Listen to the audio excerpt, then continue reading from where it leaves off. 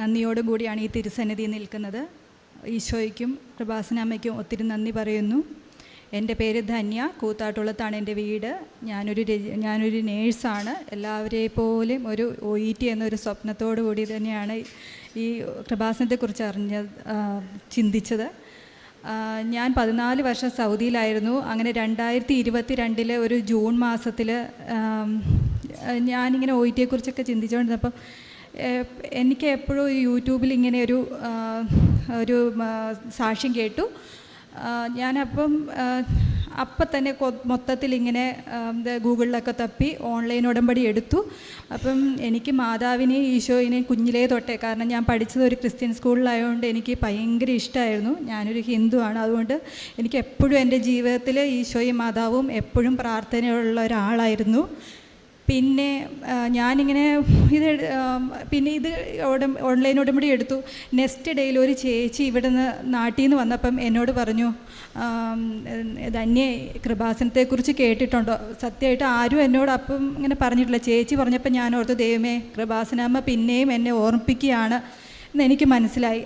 അങ്ങനെ ഞാൻ ഈ OET എന്ന് പറഞ്ഞാൽ ഇതൊന്നും ഈ 14 വർഷം അവിടെ ഉണ്ടെങ്കിൽ എൻ്റെ കൂട്ടുകാരികളൊക്കെ പലരും എഴുതുന്നു. എൻ്റെ ഹസ്ബൻഡ് എപ്പോഴും എന്നോട് പറയും, നീയും എഴുതടി. പക്ഷേ എനിക്ക് ഈ ഇംഗ്ലീഷൊന്നും അറിയോ അതൊന്നും എനിക്ക് ഒരു ഇതും എനിക്കില്ല. അപ്പം ഞാനാണേ പറയും, ഇല്ല ഞാനിവിടെ തന്നെ നിന്നോളാം എന്ന് പറയുമായിരുന്നു. അപ്പം പിന്നെ എപ്പോഴും എനിക്ക് എല്ലാവരും പോകുന്നു, നമുക്കും കുടുംബമായിട്ട് ജീവിക്കണം, അവിടെ പോയാൽ എല്ലാവരുമായിട്ട് ജീവിക്കാം, അതൊക്കെ എപ്പോഴും ഒരു ആഗ്രഹം ഉണ്ടായിരുന്നു. പക്ഷേ ഇതിനോടുള്ളൊരു പേടി കാരണം ഞാൻ ചെയ്യാതിരുന്നത്. അങ്ങനെ ഞാൻ ഈ ഓൺലൈൻ ഉടമ്പടി എടുത്തു കഴിഞ്ഞിട്ട് ഞാനൊന്ന് ഓർത്തു, ഞാൻ പ്രാർത്ഥിക്കും, എന്നും ഇരുന്ന് പ്രാർത്ഥിക്കും. പിന്നെ ഈ കൃപാസന സാക്ഷ്യങ്ങളൊക്കെ കേട്ട് ഞാനിങ്ങനെ പ്രാർത്ഥനയും 3 മണിക്ക് വരെയൊക്കെ എണീറ്റിരുന്ന് ഞാൻ പ്രാർത്ഥിക്കും. ജപമാലയൊന്നും ചൊല്ലാൻ അറിയില്ല, എന്നാലും ആരോടെങ്കിലുമൊക്കെ ചോദിച്ച് പഠിച്ച് ഞാനിങ്ങനെ കുറച്ചൊക്കെ ചൊല്ലാൻ തുടങ്ങി. അത് കഴിഞ്ഞ് ഞാൻ ഒരു പ്രാവശ്യം പരീക്ഷ എഴുതി. പക്ഷേ എനിക്ക് മാതാവ് എൻ്റെ കൂടെ ഉണ്ടെന്ന് എനിക്ക് തോന്നുന്ന പല കാര്യങ്ങളുണ്ടായി. എന്നോട് പരീക്ഷ ഹാളിൽ വെച്ച് സ്പീക്കിങ്ങിൻ്റെ സമയത്ത് മേഡം പറഞ്ഞു, നിനക്ക് എന്നെ എന്ത് പേര് വേണമെങ്കിലും വെച്ച് വിളിക്കാമെന്ന് പറഞ്ഞു. അപ്പോൾ ഏതൊരു മുസ്ലിം പേര് പുള്ളിക്കാരി പറഞ്ഞു. പക്ഷേ ഞാൻ മറിയം എന്ന് പറഞ്ഞ് വിളിച്ച് സംസാരിച്ചു. പക്ഷേ എനിക്ക് ആ പരീക്ഷ കിട്ടിയില്ല. എനിക്കതിലൊരു സങ്കടവും തോന്നിയില്ല. കാരണം എനിക്ക് മാതാവിൻ്റേതായ എൻ്റെ കൂടെ ഉണ്ടെന്നുള്ള എല്ലാ അനുഭവവും എനിക്കുണ്ടായിരുന്നു. ഞാൻ ഏതായാലും കിട്ടിയില്ല. ഞാൻ അവിടുന്ന് എക്സിറ്റ് അടിച്ച് ഇവിടെ വന്നു കഴിഞ്ഞ് എൻ്റെ അമ്മ എനിക്ക് വേണ്ടി ഉടമ്പടി എടുത്തായിരുന്നു. അപ്പം ഇവിടെ അച്ഛൻ പറഞ്ഞായിരുന്നല്ലോ എഴുതണമെങ്കിൽ സെപ്പറേറ്റ് എടുക്കണം. അങ്ങനെ ഞാൻ വന്ന് തീർത്ഥാടന ഉടമ്പടി 2023 ഏപ്രിൽ 15 ഇവിടെ വന്ന് എടുത്തു. അത് കഴിഞ്ഞ് ഞാൻ പ്രാർത്ഥന ഇവിടെ വന്നപ്പോൾ എനിക്ക് കുറച്ചും കൂടെ നന്നായിട്ട് മനസ്സിലായി ഇതെങ്ങനെ കൊണ്ടുപോകണം എന്നുള്ള കാര്യം. അങ്ങനെ ഞാനിവിടെ പറഞ്ഞ കാര്യങ്ങളെല്ലാം അതുപോലെ തന്നെ ചെയ്യാൻ തുടങ്ങി. അങ്ങനെ എടപ്പള്ളിയിൽ പോയി ഒരു സ്ഥലത്ത് നിന്ന് പഠിക്കാൻ തുടങ്ങി. അങ്ങനെ അവിടെ പള്ളിയിലൊക്കെ എല്ലാ ദിവസവും പോവും, പ്രാർത്ഥിക്കും. ഞാൻ ഒരു കണക്കിന് പറഞ്ഞാൽ പഠിക്കുന്നുണ്ടെങ്കിലും പഠിത്തത്തേക്കാൾ കൂടുതൽ ഞാൻ പ്രാർത്ഥനയിലായിരുന്നു കൊടുത്തിരുന്നത്. ഞാൻ സെപ്റ്റംബർ 2 ഞാൻ ഡേറ്റ് എടുത്തു. ഇവിടെ വന്ന് അച്ഛനെ കണ്ടു, അച്ഛൻ പ്രാർത്ഥിച്ചു. അതിനിടയ്ക്ക് അച്ഛൻ പറഞ്ഞു, ഞങ്ങൾ കുറച്ച് പിള്ളേരുണ്ടായിരുന്നു. അപ്പോൾ പറഞ്ഞു, എന്തോ ഒരു അച്ഛൻ പറഞ്ഞു, നിങ്ങളെല്ലാം ഒരു അഹങ്കാരികളാണ്, പ്രാർത്ഥന നന്നായിട്ട് വേണം പറഞ്ഞു. അപ്പം ഞാൻ വീട്ടിൽ ചെന്ന് അമ്മയോട് പറഞ്ഞു, അമ്മേ ഇത് ശരിക്കും അച്ഛൻ ഞങ്ങളെ ഒന്ന് ശരിക്കും ശാസിക്കുക ചെയ്ത് ഇതെനിക്ക് കിട്ടുമോ? പക്ഷെ ഞാൻ പോയി പരീക്ഷ എഴുതി കഴിഞ്ഞപ്പോൾ എനിക്ക് ക്ലബിംഗ് സ്കോറാണ് കിട്ടിയത്. ക്ലബിംഗ് സ്കോർ കിട്ടിയപ്പോഴും ഞാൻ മാതാവിനോട് ഒരു കാര്യമേ പറഞ്ഞുള്ളൂ, മാതാവ് എൻ്റെ കൂടെ ഉണ്ടെന്ന് കാണിക്കുന്ന മാർക്ക് എനിക്ക് തന്ന് എനിക്കത് വിശ്വാസം വരുത്തണമെന്ന്. എനിക്ക് റീഡിംഗ് ഒന്നും ഒട്ടും അറിയത്തില്ല. ക്ലാസ്സിലെല്ലാ പിള്ളേരും പെട്ടെന്ന് ചെയ്താലും ഞാൻ അവിടെ ഇരുന്ന് പതുക്കെ ചെയ്യത്തുള്ളൂ. ഒരിക്കലും എനിക്ക് ഒരു B സ്കോർ കിട്ടാനുള്ള ഒരു ചാൻസും ഇല്ല. പക്ഷേ ആ പരീക്ഷയ്ക്ക് എനിക്ക് ക്ലബിംഗ് സ്കോറിൻ്റെ കൂടെ ഈ റീഡിങ് B സ്കോർ തന്നു. അപ്പം തന്നെ എനിക്ക് മനസ്സിലായി എൻ്റെ കൂടെ മാതാവ് നന്നായിട്ടുണ്ട്. എൻ്റെ പ്രാർത്ഥന മുന്നോട്ട് തന്നെ. ഞാൻ പിന്നെയും ഒരു 15 ദിവസം കഴിഞ്ഞുള്ള ഡേറ്റ് എടുത്തു. എനിക്ക് ഒക്ടോബർ മാസത്തിൽ 14 ഉണ്ടായിരുന്നു, 28 ഉണ്ടായിരുന്നു. എല്ലാവരും എന്നോട് പറഞ്ഞു, രണ്ടാമത്തെ എളുപ്പമെന്ന്. പക്ഷേ ഞാൻ 28 എടുത്തില്ല, കാരണം എനിക്ക് ജപമാല റാലിക്ക് പോകണം. ഞാൻ പറഞ്ഞു, ഇല്ല എനിക്ക് 28 മതി, 28 വേണ്ട, എനിക്ക് 14 മതി. ഞാനങ്ങനെ 14 എടുത്തു. 14-ാം തീയതി പരീക്ഷ എഴുതി. ഞാൻ 28-ാം തീയതി ഇവിടെ വന്ന് ജപമാല റാലി കൂടി. അത് കഴിഞ്ഞ് അത് കഴിഞ്ഞപ്പോൾ 2 ദിവസം കഴിഞ്ഞപ്പോൾ എൻ്റെ റിസൾട്ട് വന്നു. എനിക്ക് റിസൾട്ട് നോക്കാൻ ഭയങ്കര പേടിയായിരുന്നു. എനിക്ക് വിശ്വാസമുണ്ട്, പക്ഷെ എന്നാലും എനിക്ക് എൻ്റെ മാതാവ് എൻ്റെ കൂടെ ഉണ്ടെങ്കിലും നമ്മൾക്ക് പിന്നെയും വല്ലതും വരുമോ. അപ്പം ഞാൻ എൻ്റെ ഹസ്ബൻഡിനോട് പറഞ്ഞു, നോക്കണേ. പുള്ളി ഞാൻ എന്നിട്ട് പറഞ്ഞു, അവിടെ ഞങ്ങളുടെ കൂത്താളത്തുള്ള ഒരു പള്ളിയിൽ പോയി നിങ്ങൾ നോക്കാൻ പറഞ്ഞു. പുള്ളി അവിടെ പോയി നോക്കി, പക്ഷെ പുള്ളിക്ക് നോക്കാൻ അറിയത്തില്ല. പുള്ളി തുറന്നു വെച്ചിട്ട് മനസ്സിലാകാഞ്ഞിട്ട് വീട്ടിൽ വന്നു. ഞാൻ നോക്കിയപ്പോൾ എനിക്ക് UK സ്കോർ തന്നു. എനിക്കത് ഒരിക്കലും എൻ്റെ കഴിവിനാൽ ഒരിക്കലും കിട്ടത്തില്ല. ഞാൻ പഠിത്തത്തെക്കാളും പ്രാർത്ഥനയിലായിരുന്നു മുന്നോട്ട് പോയിക്കൊണ്ടിരുന്നത്.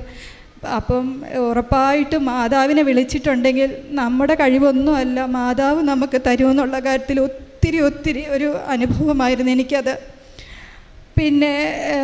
പിന്നെ ഉള്ളത് എനിക്കാണെങ്കിൽ എനിക്ക് സൗദിയിൽ നിന്ന് വരുമ്പോഴേ ഭയങ്കര കാലുവേദനയായിരുന്നു. അപ്പം എടപ്പള്ളിയിൽ കൊണ്ട് എന്നെ പഠിക്കാൻ അപ്പോൾ 10-15 മിനിറ്റ് എനിക്ക് നടന്ന് വേണം പോവാൻ.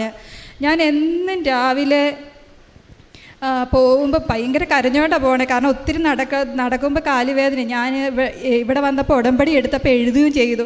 ഞാൻ എന്നും തൈലവും തൂത്ത് പ്രാർത്ഥിച്ച് ഞാൻ പോകും. പക്ഷെ ആദ്യം 2-3 ദിവസമൊക്കെ വേദന ഉണ്ടായിരുന്നു. ഞാൻ അറിയാതെ ഈ വേദന അങ്ങ് പോയി, ഞാൻ അറിഞ്ഞേയില്ല. കുറച്ച് നാൾ കഴിഞ്ഞപ്പോഴും ദൈവമേ എനിക്ക് വേദനയൊന്നും ഇല്ലല്ലോ. അപ്പോൾ അതും എനിക്ക് ദൈവം നടത്തി തന്നു. പിന്നെ മാതാവ് പറഞ്ഞു, എനിക്ക് സൗദി വെച്ചൊരു എൻ്റെ റൂമിലൊരു ചേച്ചി ഉണ്ടായിരുന്നു. ആ ചേച്ചിയുടെ പേര് ലീന ചേച്ചിയുടെ ഹസ്ബൻഡ് ഒത്തിരി മദ്യപിക്കുമായിരുന്നു. അപ്പോൾ എപ്പോഴും എനിക്ക് ചേച്ചിയുടെ കാര്യങ്ങളൊക്കെ എനിക്കറിയാം. ഒരു ദിവസം ചേച്ചി പറഞ്ഞു, ധന്യേ എൻ്റെ ഹസ്ബൻഡിന് പെട്ടെന്ന് മേലാതായി, ഓർമ്മക്കുറവായി, ബോധമില്ലാതായി, അങ്ങനെ CT ഒക്കെ ചെയ്തപ്പോൾ വലിയ ഹെമറ്റോമയാണ്. അപ്പം ഞാൻ പറഞ്ഞു, ചേച്ചി പേടിക്കണ്ട, ഞാൻ പോയി ഉടമ്പടി എടുത്തോളാം. ചേച്ചി മാതാവിനോട് പ്രാർത്ഥിക്കണം, ഈ മാതാവ് നമ്മളെ കൈവിടത്തില്ല. ചേച്ചിയും പ്രാർത്ഥിച്ചു, ഞാനും ഇവിടെ ഇരുന്ന് പ്രാർത്ഥിച്ചു, എല്ലാ ദിവസവും പ്രാർത്ഥിക്കും. അപ്പോൾ ചേച്ചി ഒരു പെട്ടെന്നുള്ളൊരു മിറാക്കിൾ, പെട്ടെന്ന് ആ ചേട്ടൻ ഒരു സർവൈവ് വരുമായിരുന്നു. ഇപ്പോൾ ആ ചേട്ടൻ ഒരു കുഴപ്പമില്ല. പക്ഷേ ഇടയ്ക്കിടയ്ക്കൊരു ഓർമ്മക്കുറവുണ്ട്, അല്ലാതെ ആ ചേട്ടൻ പഴയ പോലെ തന്നെ എല്ലാ കാര്യങ്ങളും നോക്കി നടക്കുന്നുണ്ട്. പിന്നെ എനിക്ക് പറയാനുള്ളത് ആത്മീയമായിട്ടുള്ളൊരു വളർച്ചയാണ്.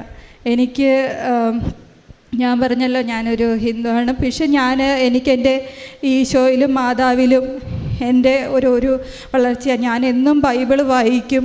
എനിക്ക് ബൈബിളൊന്നും ഇല്ലായിരുന്നു. പക്ഷെ ഞാൻ എടപ്പള്ളി പഠിക്കാൻ പോയപ്പോൾ എൻ്റെ ഒരു കൂട്ടുകാരി എനിക്കൊരു ബൈബിൾ തന്നു. ഞാൻ എല്ലാ ദിവസവും വായിക്കും. പിന്നെ പ്രേക്ഷിത പ്രവർത്തനമാണെങ്കിൽ എന്നെ കൊണ്ട് പറ്റുന്ന എല്ലാ ധനസഹായവും ഞാൻ ചെയ്യാറുണ്ട്. പിന്നെ അരി മേടിച്ചു കൊടുക്കും. പിന്നെ സൗദിയിൽ നിന്ന് പോന്നേ പിന്നെ എനിക്ക് ഒന്നും പോയി ചെയ്യാനുള്ളതുകൊണ്ട് ഞാൻ വോളണ്ടറി സ്റ്റാഫായിട്ട് കൂത്താളത്തൊരു ഹോസ്പിറ്റലിൽ കയറി. അവിടെ എല്ലാ പേഷ്യൻസിനെയും എൻ്റെ സ്വന്തം ഒരാൾക്കാരെ പോലെ ഞാനൊന്ന് പരിപാലിക്കാൻ പറ്റി. എപ്പോഴും നമ്മളങ്ങനെയാണ്. പക്ഷേ നമ്മളൊരു പ്രേക്ഷിതം, ഇവിടെ കൃപാസനത്തിൽ പറഞ്ഞൊരു ഉടമ്പടി പ്രകാരം നോക്കുമ്പോൾ നമ്മൾ അത്രയും ഒരു ആത്മാർത്ഥത്തോടു കൂടി നമുക്കത് കൊടുക്കാൻ പറ്റി. പിന്നെ ആരോടും എനിക്ക് കിട്ടുന്ന ഒരവസരം ഉണ്ടെങ്കിൽ ഞാൻ കൃപാസന മാതാവിനെയും ഈശോനെയും കുറിച്ച് പറയാതെ ഒരു അവസരവും ഇല്ല. ഞാൻ എപ്പോഴും പറയും, ഇവിടുത്തെ നേർച്ച വസ്തുക്കൾ ഞാൻ ഉടമ്പടി തൈലം ഉപയോഗിക്കും. എൻ്റെ കുഞ്ഞുങ്ങൾക്കും എൻ്റെ ഹസ്ബൻഡിനും എൻ്റെ അമ്മയ്ക്കും ഇതെല്ലാ ദിവസവും എന്ത് വന്നാലും ഇത് കൊടുത്തിട്ടേ ഉള്ളൂ. അത് കഴിഞ്ഞ് ഞങ്ങൾ മരുന്നിലേക്ക് പോവാറുള്ളൂ. ഇത്രയും അനുഗ്രഹങ്ങൾ തന്ന പിന്നെ ഒരു കാര്യം, ഞാൻ മെയ് 7-ാം തീയതി ഞാൻ ലണ്ടന് പോവുകയാണ്. ഇതിനിടയ്ക്ക് എനിക്ക് ഇൻ്റർവ്യൂവിന് ഒത്തിരി തടസ്സങ്ങൾ വന്നു. കാരണം ഇപ്പോൾ UK ഇൻ്റർവ്യൂ നിർത്തി വെച്ചേക്കുവാണ്.